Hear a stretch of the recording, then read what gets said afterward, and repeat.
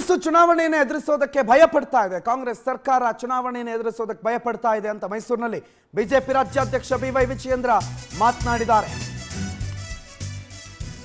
ಸಚಿವರುಗಳ ಸ್ಪರ್ಧೆ ಮಾಡಿ ಅಂತಂದ್ರೆ ಒಬ್ಬರು ಸಚಿವರು ಮುಂದೆ ಬಂದಿಲ್ಲ. ಇಡೀ ಕಾಂಗ್ರೆಸ್ ಸರ್ಕಾರವೇ ಈ ಚುನಾವಣೆಯನ್ನು ಎದುರಿಸೋದಕ್ಕೆ ಭಯ ಪಡ್ತಾ ಇದೆ. ಮೋದಿ ಅಲೆಗೆ ಹೆದರಿ ಸ್ಪರ್ಧೆಗೆ ಸಚಿವರು ಹಿಂದೇಟಾಗ್ತಿದ್ದಾರೆ. 18 ಸಚಿವರನ್ನ ಕಣಕ್ಕಿಳಿಸೋದಕ್ಕೆ ಕಾಂಗ್ರೆಸ್ ಮುಂದಾಗಿತ್ತು. ಆದ್ರೆ ಮೋದಿ ಅಲೆಗೆ ಹೆದರಿ ಯಾವ ಸಚಿವರು ಸ್ಪರ್ಧೆ ಮಾಡಿಲ್ಲ.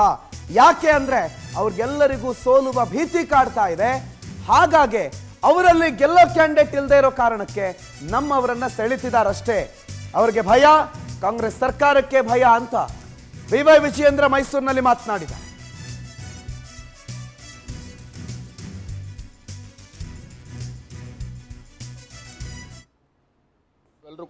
ಇವತ್ತು ರಾಜ್ಯದಲ್ಲಿ ಕಾಂಗ್ರೆಸ್ ಪಕ್ಷ ಅಧಿಕಾರದಲ್ಲಿದೆ, ಬೊಬ್ಬೆ ಹೊಡಿತಾ ಇದ್ರು.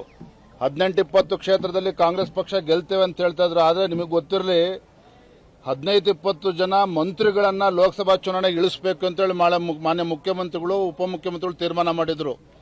ಯಾವುದೇ ಒಬ್ಬ ಸಚಿವ, ನಾನು ಹೇಳ್ತಾ ಇದ್ದೀನಿ ಕೇಳಿ, ಯಾವುದೇ ಒಬ್ಬ ಸಚಿವ ಕರ್ನಾಟಕ ರಾಜ್ಯದಲ್ಲಿ ಕಾಂಗ್ರೆಸ್ ಪಕ್ಷದ ಕಾಂಗ್ರೆಸ್ ಸರ್ಕಾರ ಸಚಿವರು ಲೋಕಸಭಾ ಚುನಾವಣೆ ಸ್ಪರ್ಧೆ ಮಾಡ್ತಕ್ಕಂಥ ಧೈರ್ಯ ಯಾರು ಕೂಡ ತೋರಿಸಿಲ್ಲ.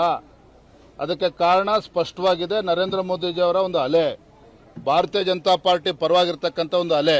ಹಾಗಾಗಿ ಏನೇ ಸಣ್ಣ ಪುಟ್ಟ ಗೊಂದಲ ಇದ್ರೂ ಸಹ ಪಕ್ಷದ ಹಿತದೃಷ್ಟಿಯಿಂದ ನಾವೆಲ್ಲರೂ ಕೂಡ ಒಗ್ಗಟ್ಟಾಗಿ ಒಂದಾಗಿ ಬಿಜೆಪಿ ಮತ್ತು ಜೆಡಿಎಸ್ ಪಕ್ಷ ಇವತ್ತು ಮೈಸೂರಿನಲ್ಲಿ ಹೆಮ್ಮೆ ಅನಿಸ್ತದೆ. ಇವತ್ತು ಯದುವೀರ್ ಒಡೆಯರ್ ಅವರು ಇವತ್ತು ನಾವು ಭಾರತೀಯ ಜನತಾ ಪಾರ್ಟಿ ಅಭ್ಯರ್ಥಿಯಾಗಿದ್ದಾರೆ.